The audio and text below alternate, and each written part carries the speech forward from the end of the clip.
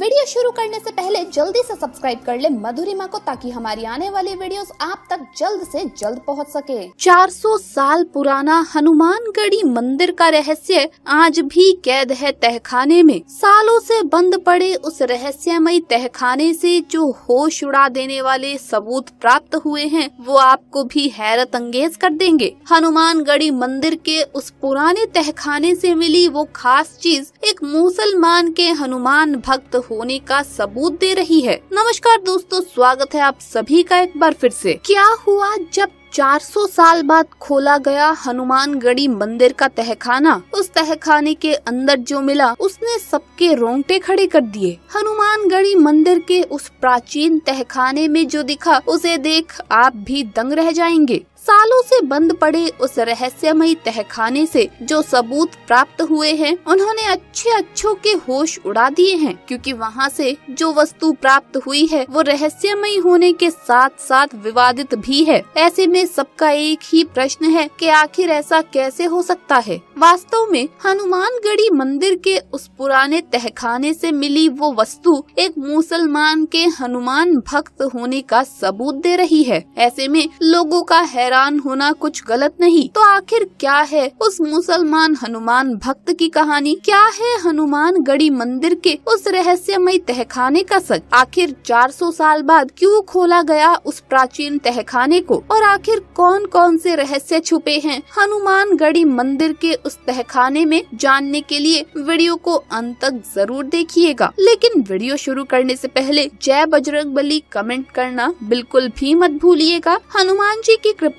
आपके पूरे घर परिवार पर सदैव बनी रहेगी। इस कहानी की शुरुआत दोस्तों हरीश नाम के एक राम भक्त से होती है, जिसका बचपन रामायण और सुंदरकांड के पाठ के बीच बीता था। हरीश बचपन से श्री राम को अपना आराध्य मानता था और हमेशा श्री राम के आदर्शों पर चलने का प्रयत्न करता था। हरीश एक अच्छे व्यक्तित्व का उदाहरण था तथा अपनी नौकरी पेशे के बीच भी भक्ति का समय निकाल लेता था। ऐसे ही एक दिन हरीश राम मंदिर निर्माण कार्य देखने अयोध्या पहुंचा, जहां उसने सड़कों से लेकर राम जन्मभूमि तक के दर्शन किए। ये देख हरीश बड़ा प्रसन्न हुआ, क्योंकि बड़ी जल्दी ही राम जी का मंदिर बनने वाला था। वहाँ हरीश ने शालिग्राम पत्थर भी देखे और अयोध्या में अन्य स्थानों को भी देखा। हर जगह से पूजा अर्चना करने के बाद हरीश ने वहाँ से जाने के विषय में सोचा। तभी एक पंडित जी ने हरीश को बताया कि भले ही उसने श्री राम और उनके जन्म स्थल के दर्शन कर लिए हो,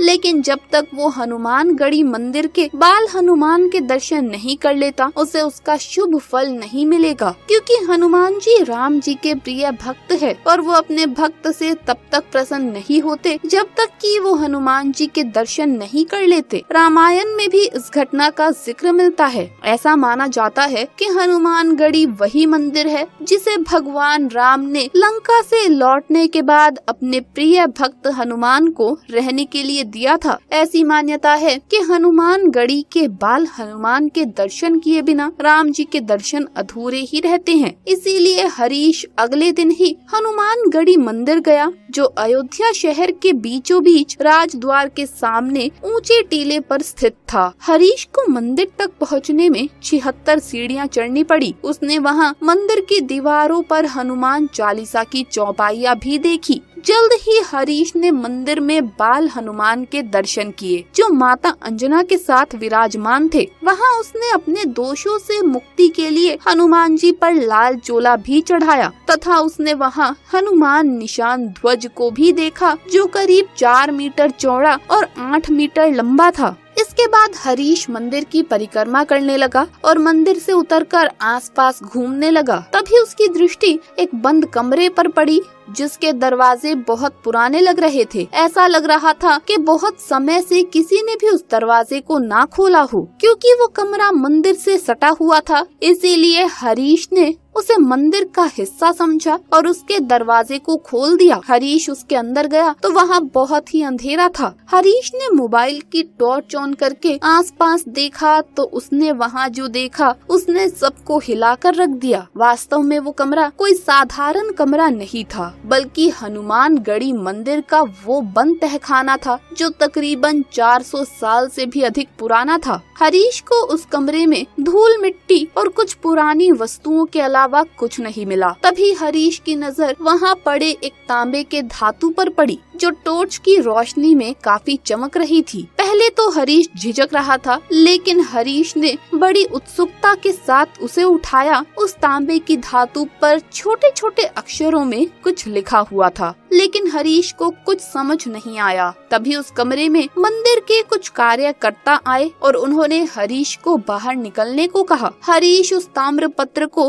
अंदर कमरे में रखकर बाहर तो आ गया, लेकिन उसके मन में उस ताम्र पत्र को समझने की जिज्ञासा बढ़ती चली जा रही थी। अपने मन की हलचल को शांत करने के लिए उसने अपने प्रश्न को मंदिर के पुजारी के साथ साझा किया। इसके बाद पुजारी ने जो कहानी सुनाई उसे सुनकर आप भी यकीन नहीं करेंगे। वास्तव में जब उस क्षेत्र में मुस्लिमों का शासन हुआ करता था, तब एक नवाब हनुमानगढ़ी के हनुमान जी का भक्त बन गया था। दरअसल नवाब के बेटे को एक गंभीर बीमारी हो गई थी जो किसी भी उपचार से ठीक नहीं हुई और अंत में हनुमान जी ने उसे ठीक कर दिया। इसी घटना के बाद नवाब की हनुमान जी के प्रति आस्था बढ़ गई। उसने न सिर्फ मंदिर को दान दिया बल्कि मंदिर का जीर्णोद्धार भी करवाया। उसी नवाब ने यहाँ उस तांबे के ताम्र पत्र को लिखवाया था जिसमें इस बात का वर्णन किया गया था कि आने वाले समय में इस मंदिर से किसी भी प्रकार का कर यानी टैक्स नहीं वसूला जाएगा। ये कहानी जानकर हरीश चकित हो उठा। आखिर कोई मुस्लिम शासक